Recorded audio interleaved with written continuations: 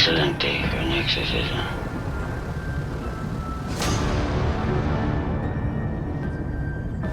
I see dead people.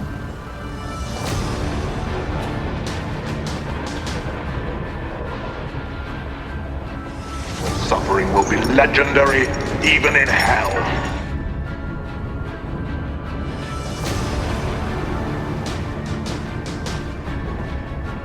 It's alive!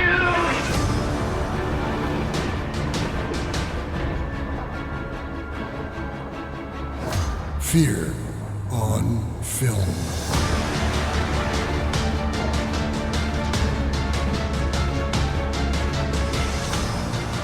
Hi, I'm Joe, and welcome to a special bonus episode of Fear on Film. Today we have Tony Wash and Meredith Tummillo, the creators of the new horror game show, Better Luck Than Chuck. Stop scrolling. Wait, what? We have a new horror trivia game show for you to obsess over. Now let's meet tonight's contestants. Hello, Better Luck Than Chuck fans. Choose a category. Creature features. 80 slashers. Say what, Chuck? Hail to the king, baby. Halloween. President Evil? The Fog. Creepshow 2. Chopping Mall? House on Haunted Hill. Tune in to Better Luck Than Chuck. We'll test your insight into fright. Won't we, honey? Welcome, Tony and Meredith, and thank you so much for coming on. Of course. Thanks for having us. We really appreciate it. Yeah, I mean, let me tell you, I really love this show. I came across it through Sean O'Connor from who was over at Macabre Daily, and also my co-host on the regular episodes, and he couldn't stop raving about the show. I got curious and I looked it up. I just came across your stills first, and then some video later on, and wow, I was hooked right off the bat. So, great show, a lot of fun. So, before we go on, why don't you tell our listeners a little bit about yourselves? Yeah. So again, thanks for the compliments. We love Sean, and we are glad that he introduced it to you as well. So my name is Meredith. I have been in the event industry for a long time. And when I met Tony Wash, my husband and co-creator and producer, I got, sucked into the world of filmmaking and production design, and just unleashed a creative side of me that I didn't know existed. So, when Tony and I met, we, worked on some films together, and that was kind of the start of the seed that was planted in producing Better Luck Than Chuck. And he's been in the industry for a long time, so I'll let him tell him about yourself. Yeah, I went to Tom Savini Special Effects School in 2004 to 2006. While I was there, I directed my first movie. It's a choose your own adventure movie called It's My Party and I'll Die If I Want To. And it was very much a calling card and an homage to the VHS kind of 80s horror film rentals. Very Evil Dead, Night of the Demons, Creepshow. Those are kind of the three movies that I describe it as when I'm talking to people at conventions and stuff. And then from there, I always wanted to be a director. And so that was kind of the first one that got me realizing that I could actually do it. And then I've been basically directing independent movies ever since. I did a film with Sid Haig, Robert Zadar, and Joe Estevez called High on the Hog a number of years ago. I did a movie called The Rake, based loosely on The Cryptid. And then I also did a movie called Skeletons in the Closet in 2017, which was a anthology film. And part of that anthology film was this wraparound called Skeletons in the Closet of this Widow and Charlie horror host characters, where basically picture Elvira married to the Crypt Keeper, with a very Peg and Al Bundy married with children dynamic. And so I had those characters, which have been characters in my head since college when I was in my early 20s. And, I always really loved the idea of trying to find a way to perpetuate them. And Meredith, just one night we were sitting on the couch and she's like, have they ever done a horror trivia game show? And I thought about it for a minute. I couldn't come up with any examples. And so she just kind of ran with it. She built a pitch deck and we started developing the concept together. And we were like, let's use the Widow and Charlie as the hosts, the characters for it. And she came up with the amazing title, Better Luck Than Chuck, because his name is Charlie. And all of it was just very serendipitous, and I think the resulting game show is in, you know, the quality of it, and I think the comedic and horror value of it is really indicative of the fact that it just was a good idea from the start. Yeah, I mean, I'm a huge fan of the game shows. I mean, I grew up in this, you know, as a little kid in the '70s, and shows like the dating game and newlywed game, stuff like that. You know, cheesy, fun stuff like that. And the marriage of that concept with horror, to me, you know, horror trivia was just a dream come true, or a nightmare come true. It was fantastic, and again, I was immediately sold. So we have the two hosts, the widow and Charlie. Why don't you tell us about their backstory, which is really, really great. I love the backstory. So like I said, I always thought it'd be fun to have a dual host dynamic, and obviously nowadays there's Joe Bob and you know, Darcy the mail girl, but back in 2001 when I came up with these characters, you know, there really was no dual host dynamic. There was obviously the Crypt Keeper, you had Mhm. Elvira. In the Midwest here, you've got Sammy Terry and you've got Svengoolie, and there's a plethora of characters like that exist, that showcase a horror movie on their show and talk about it. And now on social media, you even find a lot of people that are doing very similar. And I just never really saw the dual host dynamic, and so it was something that I thought would be a lot of fun.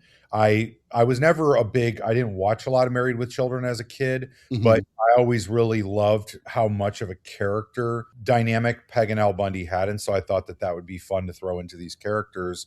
And the basis of their relationship is that they were married, and the widow, who's a witch, has murdered her husband by poisoning him. We don't know why she kills him, but she's murdered him and brings him back to life. But he's not a zombie. He's not even like Frankenstein's monster. He's basically a corpse who's been reanimated, and he can't move below the neck. So he's forced to sit on the couch in their basement. Kind of like almost like a PG version of Psycho with Norman Bates and his mom's corpse. And he's forced to sit there and watch horror movies with the widow, which is her favorite thing to do. And he really can't do anything about it because just has to sit there. And so that was kind of the backstory with the characters. And then when Meredith, you know, she kind of was like, let's do this game show. And again, I do not remember which of us said that we should use the widow and Charlie, but I feel like it was kind of one of those things where we both were thinking of it at the same time, of like rebranding these characters as the hosts of this game show, because they've been characters, like I said, that I've had for a long time. My company, Scotchworthy Productions, the logo is actually Charlie's face, you know, so he is a character that I've identified with in a lot of ways. And now that I'm married, maybe I identify with him a little bit more. I do not plan on killing Tony and keeping him in the basement. Sure. Although it wouldn't be eternal hell for him to watch movies for the rest of his life. He'd probably enjoy that. Yeah. Yeah.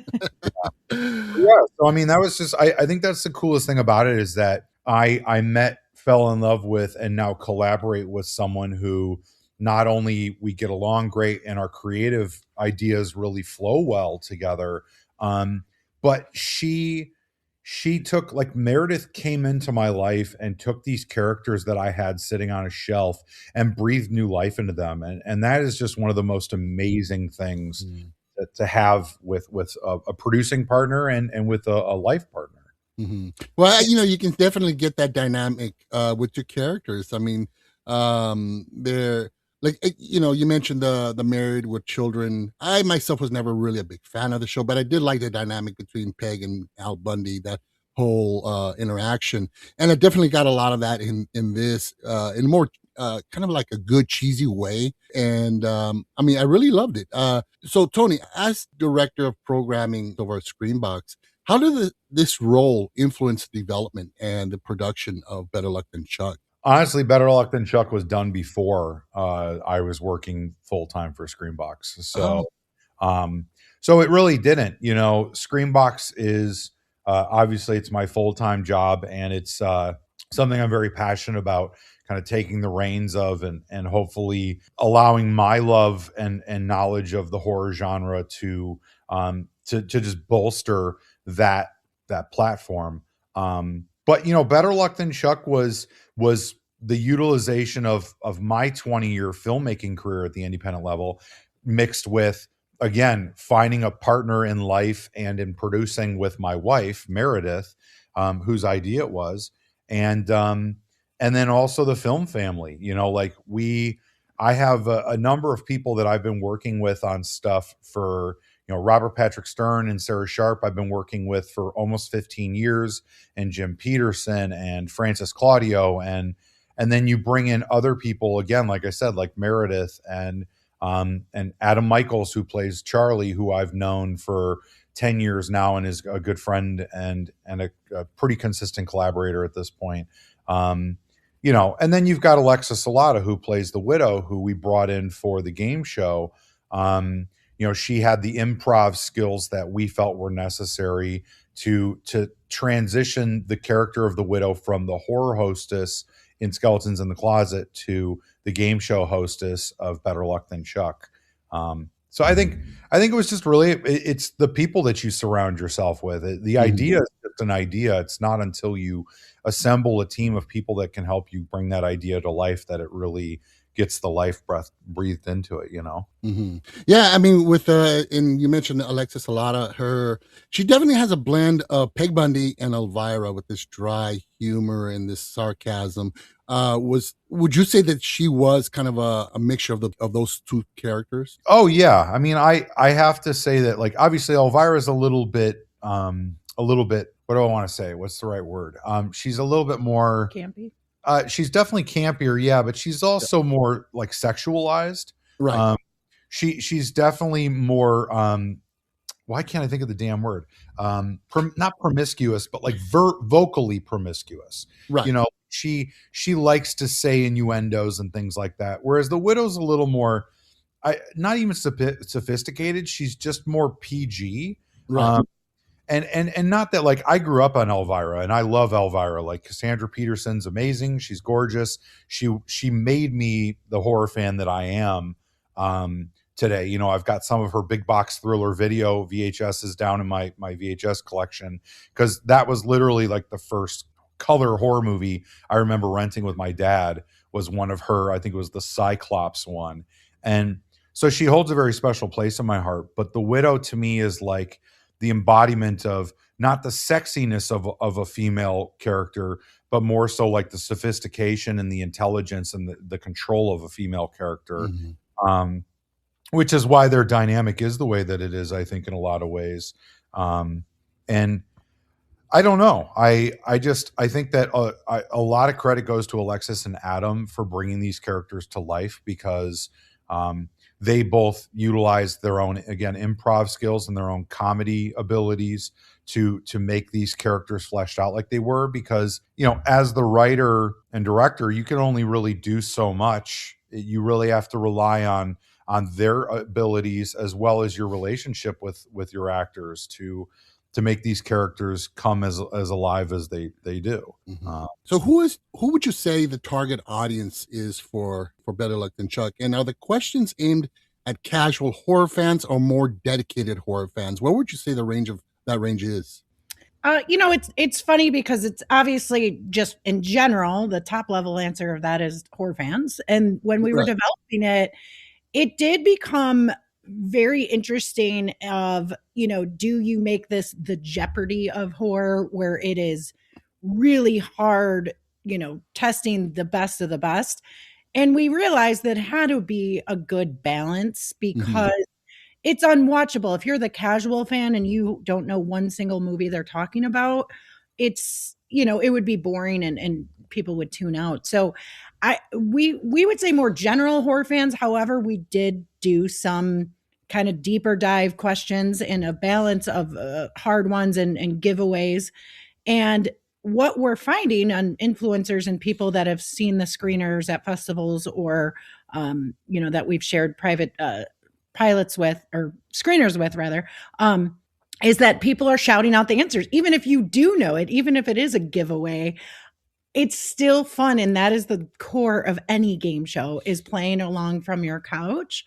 So what we love too about, in terms of target audience, is it's approachable at any level of horror knowledge and any age. That is why we love that it's got some, it's bright, it's cheerful, it's got some colorful, vibes to it. And, as the production designer, I was really into that idea, like you mentioned earlier at the top of the interview about, the match game or dating game or like those kind of classic 70s.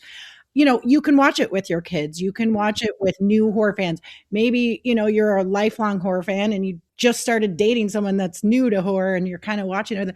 It's not in your face, bloody chains dripping in a dungeon.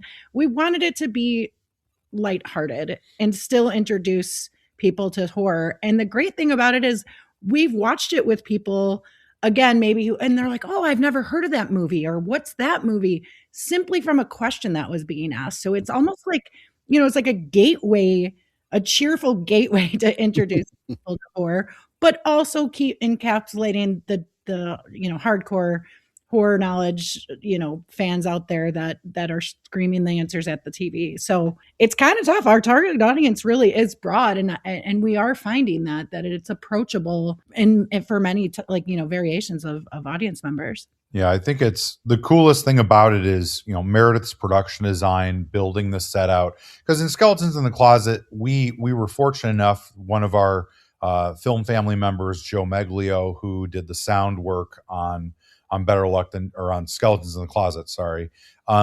His grandma lived in an old house in the Chicago suburbs, and we were able to use her basement to shoot the basement scenes for Skeletons in the Closet, and it had a very 60s kind of Italian grandma's basement feel to it. And so that, because my mentality was always, if the widow has murdered her husband and keeps his body in the basement, it's not like she's going to invite people over to like go to the basement. It's not like she's going to have a contractor come and update her basement or anything. So it's going to feel old. And so the great thing about what happened there is that like Meredith took that idea and really ran with it and said, well, I want to put the wood paneling on the walls because us being in our 40s, that's the basement that we all remember from when we were kids, is having paneling and the shag carpet, and the big old wooden television that you would lay on the floor in front of and watch when you were a kid. And that's one of my favorite memories of my grandma babysitting me. She was a horror fan, and she watched Tales from the Dark Side, the TV show in the late 80s. And I'll never forget laying on the rug in her living room watching that episode in front of the one that Tom Savini directed with Lizzie, the monster that comes out of the closet, the college girls' closet.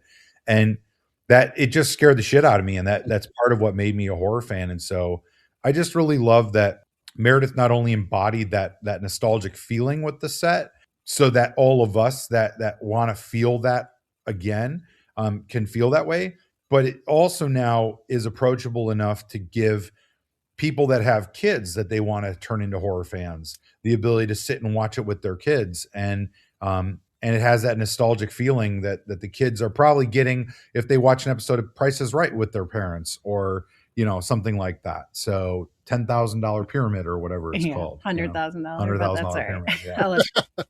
I mean, I think when I get compliments on the production design, I have to throw it back to Tony, because Tony's characters in this mid-century basement is what inspired, obviously, the game show, but it lent itself perfectly rather to the homage to the 70s game shows that we talked about. It was like they were instantly the same vibe. So it was perfect. I always joke that I needed my orange shag platform, very reminiscent of the match game. And it just works. And what I love is like a recent review of it, or somebody talking about the pilot, was like, I just felt like I was like at home hanging out with people in the basement. And that's what we want. We want to invite people in to the Widow and Charlie's basement and just come and hang out. And we're excited. The set is in storage, and we are hoping for many more seasons. Yeah, I think that, like, again, I admitted it earlier, Meredith and I are in our 40s, and so we are the prime like audience of growing up in the video store era where we were kids renting movies like The Goonies and stuff like that from the video store. And then, as we got into our teens in the early 90s, we were renting the horror movies like all the Friday the 13th, and then you get into the Scream and I Know What You Did Last Summer and all that stuff. And it's like, that is a time period that just really shaped a lot of horror fans. And now that we have the horror that we have in modern day, it's great in a lot of ways. Like, it's action packed, it's well produced, it's scary, it's more dramatic and real based. But what I love and what I miss so much about things, that's why I love so much about Stranger Things, is that Stranger Things recognizes that the nostalgia is only half as important as like the happy ending. And I'm not saying Stranger Things has a happy ending. We haven't even watched the full new season yet. We're only on episode 6. Okay. But like, so no spoilers. No. But like, it's what I loved most about movies in the 80s is in the 90s is that it was always a happy ending. Movies gave you hope. Movies gave you escapism. Movies gave you the ability to be entertained for a while instead of remembering the fact that the world around us sometimes is grim and whatnot. And so what I like about Better Luck Than Chuck is that it doesn't just look nostalgic, it feels nostalgic. And so my sincere hope is that all of us horror fans in our late 20s through our 50s and 60s even, who are yearning for that nostalgic kind of tap back into what it felt like 30, 40 years ago when you would go to the video store on a Friday night, rent a couple of movies to just unwind and have fun at the end of the week. Like, that's what we're really hoping for. And I feel like we've done a good job of at least grabbing a hold of it. And hopefully people see that and enjoy it as much as we've enjoyed creating it. Yeah, well, you've both really captured and achieved the 70s aesthetic, nostalgic feel. I was in the 70s, I was a little kid. In the 80s, I was a teenager. But it's very relatable, and you definitely captured that and very effectively. And of course the playability, the ability to play along with the show. The mark, I think, of a good game show or trivia game show is where you achieved your objective when you got people yelling at the screen. It's like, no, it was Jason Voorhees. He was, and people freaking out and yelling at the screen and screaming out answers, and you've achieved it, and it works really, really well.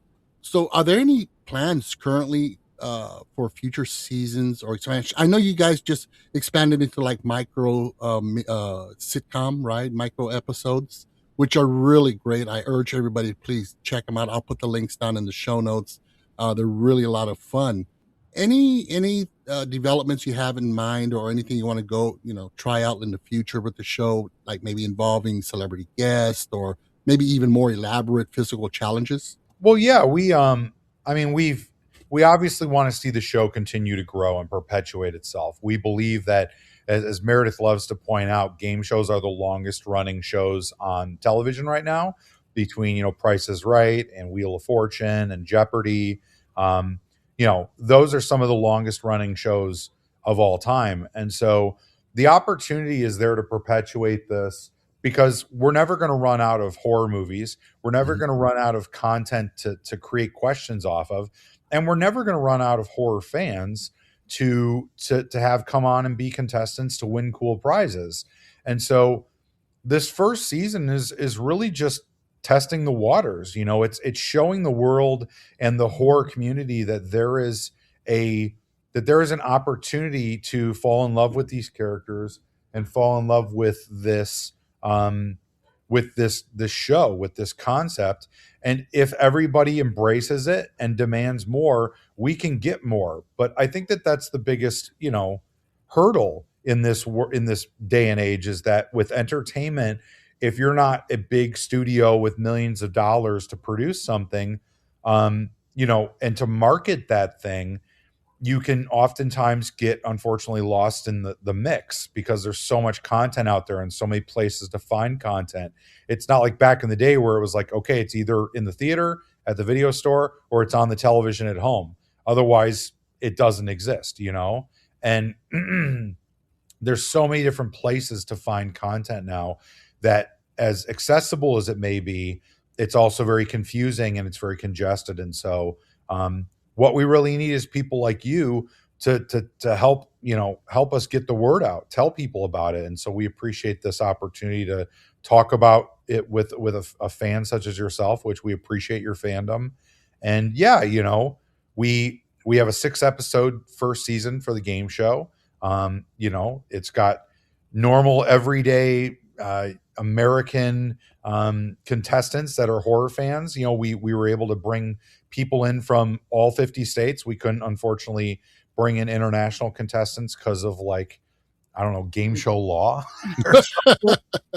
Just legalities with yeah, some of the prizes. You got to be US based. Yeah, like sweepstakes law or something. But yeah, so we have contestants from as far as Washington and California, all the way to Florida and New York and Boston and stuff. And so it's really awesome to have been able to connect the horror community like we have and to test their insight into Fright.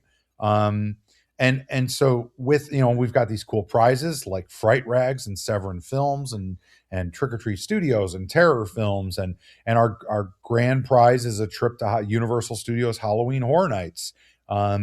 So we've got so many awesome, elements that horror fans recognize and love already involved in this. We've got horror names like Mike Flanagan and Brea Grant and BJ McDonnell and Chad Villella from Radio Silence and Gary Sherman, who do director video questions, who kind of call in and ask the contestants questions. So all of these pieces help accentuate how cool the show is. And then to help promote the show, since we haven't released it yet, is we did this micro sitcom, as you briefly mentioned, which we're releasing weekly episodes of on our YouTube channel, which is Better Luck Than Chuck on YouTube. And so every Wednesday we release an episode. It's called True Love Never Dies, It Festers. And it's literally just a micro sitcom. You spend a couple of minutes with the Widow and Charlie every week as they sit on the couch and talk about stuff. And it's a lot of fun. We've released 2 Christmas episodes and a New Year's episode so far. This upcoming week, our episode's called Full Moon Fever. And it's kind of because tonight is a full moon. So, we try and tie into relevant either holidays or whatever with each episode, but it's a lot of fun and hopefully it's going to help build the brand and introduce our audience to these characters before the game show it's getting releases. to know the characters beforehand. As Tony mentioned, we do have the 6-episode game show currently unreleased, but we are finishing our festival run, and we hope to be in some festivals this spring. But we can confidently say that show will be out in 2026. We are just finishing our festival run and strategizing the best place to release it. But until then, we realized, we love the Widow and Charlie. We know them. Tony knows them. Everyone in our cast and crew knows them. But we realized as we got this brand out there and are trying to get people hyped for the game show, there's a whole backstory on the Widow and Charlie. And how do you do that in a 10-second, Insta reel? Or how do you really, truly, get people to understand them? And we got together with our actors in a 2-day shoot, and we were originally just going to do a Christmas special, and it turned into like a 16 or 17 episode micro sitcom, and we love it. They're just fun. The actors were incredible. So much of it is improv, and we just turned the cameras on, and it just turned into something really fun. So it's obviously not the game show. That might be confusing for people as they're kind of first ingesting this or landing on our socials, like, what is this, a game show? And then they go to our YouTube and they just see these little sitcoms. But it is really kind of just to whet your appetite, I guess, Right. until we release the game show. Yeah, I love the concept. I really, really do. I think it's really, really smart because it's not just the game show. It's their characters as well, and introducing them to the world in this manner. Yeah, I think it's a great idea. Get people acquainted with them, so they're like, oh, this is the Widow and Chuck. Oh, now we get to see them in a game show. We've seen them in these little micro sitcom episodes, and I think it's very effective. I think it really works. Thank you. And we appreciate that. Yeah, I think it's, nowadays, like I said, with distribution being the way that it is, and the market being so oversaturated with content, that you have to establish a brand, and that's what The Widow and Charlie are, is an opportunity for a brand in the horror world to be built. And so the really cool thing about the micro sitcom coming together as quickly as it did, and it literally, we were in Utah at Film Quest, which is a really amazing genre festival in October. It runs over like a week and a half around Halloween. And while we were out there with our co-producers, Rob Stern and Sarah Sharp, as well as a couple of our other producers, Charlie Queen and Lauren Lashansky, and we were out there promoting and showcasing the pilot episode of the game show at the festival. And we were like, we should really get together and do a couple of content days. And a week and a half later, we were literally shooting this content. And so we didn't have a lot of time to put it together, but it was amazing that everybody came together, helped come up with it, helped get it produced and make it look as amazing as it does. And now our audience out there, the one that we're hoping to build and have, support this brand, they have a prequel to the game show. So if you're not familiar with the movie Skeletons in the Closet, which again is just the characters, it's not like the story doesn't really have any similarities, but the characters exist in the same kind of idea of them sitting on a couch in a basement watching movies together. And so now our audience for the game show has the ability to watch 16 episodes of a prequel leading up to the game show releasing. And I think that it's so exciting, and it gives us a lot of content now to use to promote over the next 3 or 4 months, as we develop our strategy for releasing the game show. Now, you mentioned your contestants on the show who are, quote unquote, the smartest horror fans in the room. How do you select your contestants? Well, I mean, you can't have worked with us. That's a big thing. Was you cannot have been employed by our production company at some point. But other than that, you have to be you have to live in the United States, because that was a legal ramification. But aside from that, it was just, we put a post out on Bloody Disgusting. Obviously, Screambox and Bloody Disgusting are pretty much sister companies. I've been working for Bloody Disgusting for about 10 years now as a contracted kind of employee, just helping them with short film curation and stuff.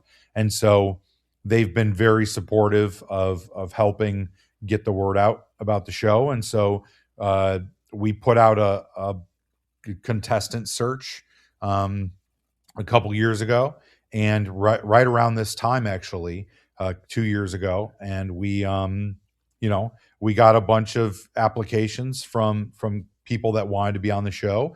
And then we basically, Meredith and I culled through those contestant submissions. We were also casting directors. Yeah. But I think in terms of what we were looking for, obviously horror knowledge was, priority number one, but it just, and I think in any game show or reality show or anytime you're casting real people, it's just having a vibrant personality or, something that stood out and made them unique. We obviously wanted to look for a diversity of, age, sex, race, whatever, it doesn't matter. We wanted all walks of life, kind of, a variety of personalities and backgrounds. Some people had backgrounds in film history, and some people were filmmakers, and they have their own path of, their favorite movies. Because the questions we asked, of course, were, what's your top 3 favorite horror movies? If you could remake any horror movie, what would it be? And, just trying to get a taste of their version of what makes them a horror fan. And I think we did a pretty good job. We only, unfortunately for this pilot season, we could only select 15 contestants for the first 5 episodes, and then the top 3 come back for the finale episode. But I think we're really happy with our kind of inaugural freshman season. I think we did a great job. Yeah, it's a perfect combination of true horror fans from all walks of life, from all corners of the country, all histories of horror love, I think that it was just really great. And all of them are very excited to be a part of our inaugural season. So it's great. And to anyone who's listening that did try out for season 2 or season 1 rather and didn't get picked, we definitely had some disappointed people that barely made the cut. They were, we had to narrow it down from our top 20 to our top 10, and it broke our heart because there was people that we absolutely loved, and it was a very hard thing to cut some people. We assume that if and when there's a season 2, that we will get probably 3 times or 4 times the amount of applications. But please note that if you applied, you are still in the running for season 2, and it's going to be tough because everyone we talk to or everyone that watches it are like, I want to be on. How do I be on the show? So it's exciting, but I'm such a nice person that I hated cutting some people. I was like, no, they're my children. But yeah, so we're excited. We know that horror fans are dying to not only watch this, but also be on it, which just lends itself for perpetuation of this show for multiple seasons. Fingers crossed. Yeah. Now, one thing I want to touch upon, and it was one thing that surprised me when this turned up on the pilot episode. The prizes. I wasn't expecting. I should have maybe, but the horror related prizes that the contestants can win. I mean, these are not your typical Cuisinart or Lazy Boy kind of prizes. These are horror related prizes. Why don't you tell our listeners what kind of prizes contestants typically can win? So we were able to get Fright Rags on board, and they offered a whole bunch of really awesome apparel. That if you're a horror fan and you don't know who Fright Rags apparel is, just go to their website, because you're probably going to end up spending way too much money buying T-shirts from them. Which was really cool because Ben, who runs Fright Rags, was super supportive of the concept, really loved the show and how well it turned out. And not only did Fright Rags provide us with prizes, but they also gave every contestant a Fright Rags T-shirt from one of the contestants' favorite 3 horror movies that they were able to either wear on the show or just take home with them. So that was super cool. We got Terror Vision records and soundtracks and apparel. We got Trick or Treat Studios, which gave us a whole bunch of board games and merchandise and figurines and stuff like that. We got Terror Films, who gave us a bunch of Hell House franchise swag, and Joe there has been super supportive. Severin Films gave us a whole bunch of movie packages for our finalists. We got Burning Witches Records, who gave us a bunch of vinyl soundtracks, and Cavity Colors gave us apparel. We got Panic Fest and Chattanooga Film Festival to provide us with virtual film festival passes so that our contestants could go and watch movies at the film festivals.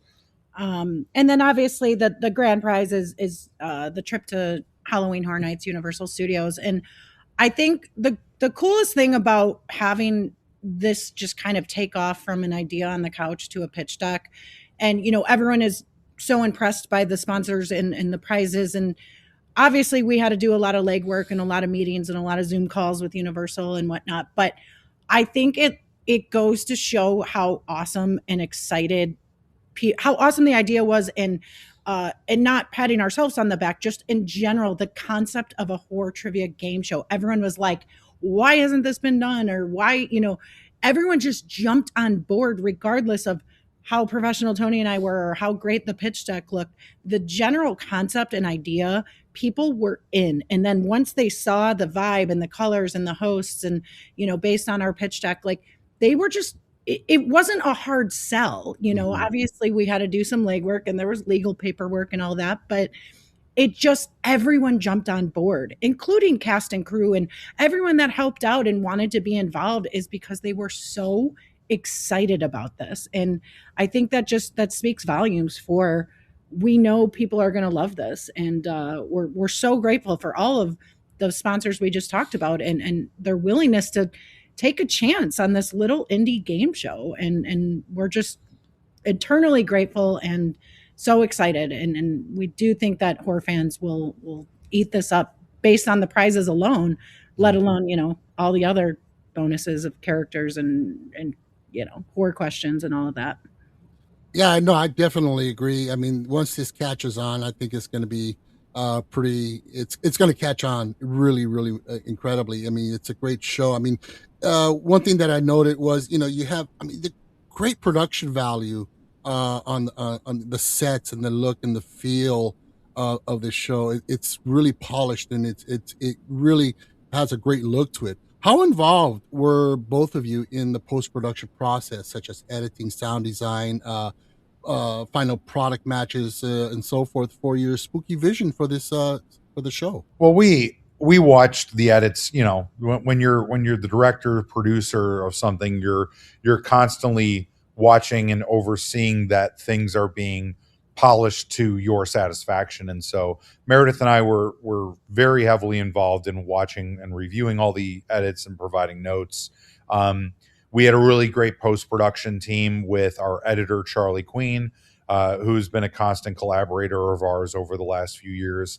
He also is our first AD on set for the show, which is pretty great. So he's there, while we're making it and taking notes. And his partner, Lauren Lashansky, who was my script supervisor, is his assistant editor as well. So it's like we have this great kind of symbiotic relationship from production to post-production, in having them as a partnership, as well as Meredith and I as a partnership, and we're able to communicate together. And then our post-finishing house is $11 Bill, which is a company out of Colorado and Illinois here, and run by one of Meredith's high school friends, actually. Just coincidentally happened to have a post house that mostly focuses on commercial work, and we reached out to them, and they were really interested in kind of taking on something more narrative based, and gave it just that extra flair with the color correction and the titling and the VFX, the sound design work from Joe and Colin at Floodgates Audio. They did such a tremendous job. Our composer, DC McAuliffe, he's been creating music for films that I've been a part of for almost 15 years now. He is just a absolutely insanely talented composer. If you want music for a movie and you are listening to this, you need to reach out to DC McAuliffe and tell him I sent you, because DC is amazing. Our theme song is so catchy. And we literally said, give us something spooky, but also 70s game show vibe. And he gave us 3 options, but he literally nailed it on the first thing. It was incredible. Oh, I loved it. I love the music. It really gives the show its flavor. Now, given the potential complex set design and special effects required for a horror game show, how did you manage the practical constraints of budget and time during production? And were there any specific mishaps or challenges during the production of any of the episodes? With budget restraints, it just equates to blood, sweat, and tears, and a lot of hard work, a lot of late hours. I was painting podiums and laying tile floor myself. So I'm not by myself. I'm saying I was doing it with a team of people, but everyone put in 120%. Our sound guy helped build the scoreboards, and we just all kind of were like, okay, we're doing this, we're making a game show, how do we get scoreboards, how do we get buzzers, how do we on top of making it look pretty, there was a lot of technical stuff that had to happen behind the scenes. And we just are surrounded by really, really talented people and determined people. I might not know how to do this, but I'm going to figure it out, including our technical director, Joe Mahoney, who did the buzzer systems. One story there, you're asking about hiccups. He originally had the buzzer system wireless, and which sounded great, but then during rehearsals, there was a couple glitches with it. He had it one weekend to rebuild it completely wired. And he did. He pulled off a miracle. But yeah, there was definitely some hiccups, but again, surrounded by tenacity and hardworking people that were excited about the show, we overcame those hurdles. But I think that and we really can't emphasize enough the importance of having a crew of talented and diligent and tenacious people surrounding you to up your production value, and people that feel comfortable because you give them the flexibility to kind of exert their own creative freedoms in a lot of ways, because you have to delegate that stuff so that you're not overwhelmed yourself. Again, Meredith and I were both producing this with our co-producers. Meredith was the production designer building it. I was working on writing the scripts with my co-writer, directing the actors. There's a lot that's involved there. And so then when you can take something like she brings up our technical director, Joe Mahoney. Joe is Meredith's, one of her lifelong friends, brother-in-law. And so we've known Joe because he's come to our Halloween party every year, or, he's obviously known Meredith through family parties over the years. And he's like a horror fan. And so we started talking, and he's also a IT director. And so we were like, do you think you could work on the infrastructure of building a buzzer system, the electronics behind that? And he's like, I've never done anything like that, but I'm really interested in being a part of this because I'm a horror fan and I want to do something creative with my kind of engineering abilities. And he came on, and you would being on set, the first time the game board lit up with our 5 category screens and the question screen, and the first contestant asked a question and the question populated on the screen, it was like, holy shit, this is a reality. It's no longer a thing that we're like, this would be really cool if it actually worked out well. It happened. And if it wasn't for people like Joe and everyone else on set, everybody from the PAs to the art department help that Meredith had, our friend Coy, who was there almost every day, just helping her build this set. And he'd never done anything like that before, but he was like, I'd love to help. Let me know what I can do. Yeah. That's what it takes. Helping, decorate it, make it look beautiful. But in terms of construction, we have to give a shout out to Dustin Hoke. He built that entire. It was my vision, but he did the actual construction, the walls, the stairs, the just everything to make that set come to life and look like a basement. But it was, and we can give a million shout outs to our 30 plus crew members. Everyone just gave 120%. And we are so incredibly grateful for all of that. I always say we were 1 degree of something going wrong. The buzzer's not working. Alexis not being able to, read the cards fast enough, or, just one. I just said Alexis, and our actual Alexa went off. Nope, Alexa. But we were 1 degree of something going wrong because we didn't shoot live per se, but we really didn't cut. Cameras were rolling. We maybe cut between the first round and second round, or if there was a quick reset or question that was flubbed and we had to cut, but we technically shot it live. And which is a scary thing from people from the, most of the people that worked on this are from a, narrative film, where you don't have that pressure of real contestants and no mistakes. You get one shot at this type of thing. The contestants were all intangibles. We didn't know how they were going to handle being on camera, how they were going to act as trivia, responders to the trivia questions. Didn't know if any of them were going to be nervous and vomit all over the podium. Didn't know if they were going to get unruly if they didn't win or whatever. So many intangibles when you're recording something with people that are not part of the crew, and especially part of a crew that for the most part, 90% of the people that worked on that show, we've all worked together for multiple years at this point on multiple projects. So it was very serendipitous how well it all came together. And I think that shows in the final product. And we're so grateful, not just for all of those people that helped make this thing possible in the first place and that supported us and the enthusiasm of bringing it to life, but also now people such as yourself who are just there saying hey, this is really cool. People, you need to check this out. If you haven't watched it yet, I'm going to keep talking to you about it until it comes out so you can watch it, because that's really the only way that things like this ever get to be successful, is if the community, which is a tight-knit community, all of us horror fans that really love the genre, we have other friends that are just as passionate about it. And that network of people that all just love the same stuff, we can really support something and turn it into a powerhouse of an IP. Look at Art the Clown with Terrifier. If it wasn't for the horror community getting behind Terrifier, those movies would not be the powerhouse franchise that it now is. And, it created the career for David Howard Thornton and Damien Leone and everybody else involved. And so there's an opportunity here to take The Widow and Charlie and Better Luck Than Chuck and really, give horror fans something that they can look forward to every year with the new season.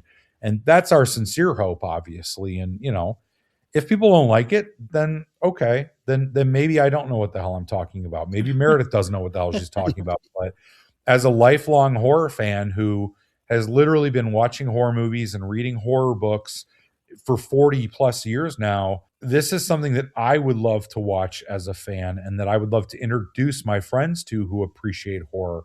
Or, if Meredith and I are fortunate enough to have a child one day, it would be something that I would want that kid to sit and watch new episodes of every week. So, to see a kid dress up as the Widow or Charlie for Halloween would be a dream come true one day for us. So, these are obviously pretty high aspirations, but at the end of the day, it's all something that's possible if the community gets behind it and falls in love with it as much as we have. Yeah, well, it definitely came together. The love and the passion for the genre, and it's a really a great accomplishment, and I do see this blowing up. And you guys did an amazing job, and I can't wait to watch the next episodes. And I'm sure once audiences get a taste of it, they're gonna get addicted just as easily. So please tell the listeners where they can currently catch the show. Let's remind them, the micro episodes and so forth. So the micro sitcom, again, it's called True Love Never Dies, It Festers. We release new episodes every Wednesday on our YouTube channel. The YouTube channel is Better Luck Than Chuck. Better Luck Than Chuck is also on Instagram. It is on TikTok. And we then obviously Meredith, myself, our co-creators, we're all on Instagram and Facebook as well. Better Luck Than Chuck is also on Facebook. But mostly where we're posting content is YouTube, TikTok, and Instagram. So if you're wanting to kind of keep up to date on not just spending more time with The Widow and Charlie, we're trying to release 2 to 3, if not more, pieces of content every week on socials over the next 3 to 4 months. You will see The Widow and Charlie on socials pretty frequently. Outside of the episode of True Love Never Dies, It Festers. And all of this is working towards an eventual release of Better Luck Than Chuck, the game show. Again, we have 6 episodes of our inaugural season of Better Luck Than Chuck.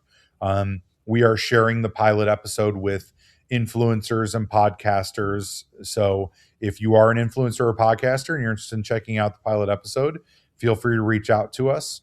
And we will send you a screener so that you can check it out and tell people about it. Otherwise, yeah, just, follow us on the socials and you will be notified of when things are coming out. And True Love Never Dies, It Festers is a lot of fun, so if you like these characters, that's the best way to just kind of get to love them more, because they're going to be here every week for the next 4 months, hanging out with you. And it's a lot of fun. There's some really cute episodes in there. Charlie's birthday party and the Valentine's Day episode's a lot of fun. Yeah. April Fool's Day is a lot of fun. Even like all of these rants where they talk about horror movies like The Full Moon Fever, which comes out this upcoming Wednesday, whatever that is, January 6th or 7th. That episode's a lot of fun as well. So if you're a horror fan and if you like horror comedy, I really think you're going to enjoy The Widow and Charlie, and you're going to fall in love with them so that when the game show comes out, you're going to be even more excited to see them now hosting 30-minute episodes of a game show. So all these links, I'll be dropping them in the show notes for you listeners to click on and check out. Meredith and Tony, thank you so much once again for coming on. I really appreciate it, and best of luck to your show. Thank you so much. We really appreciate you having us on, and Happy New Year. And Happy New Year to you both. So folks, thank you so much for listening, and we really hope you enjoyed the show. Please help to support the podcast by giving us a nice 5-star rating or leave us a good review. Another way you can help to support us is simply to subscribe and or follow us on Amazon, Apple Podcasts, Spotify, iHeartRadio, Deezer, Audible, Boomplay, or wherever you get your creepy Podcast Fix. Also, don't forget to check us out on Instagram, YouTube, Threads, TikTok, and Blue Sky. All of these links, they can be found in our Linktree link below in the show notes. You can also contact us directly via email to fearonfilmpod@gmail.com. We'd love to hear your feedback. So, with that being said, I'm Joe, and this is Fear on Film, where horror lives.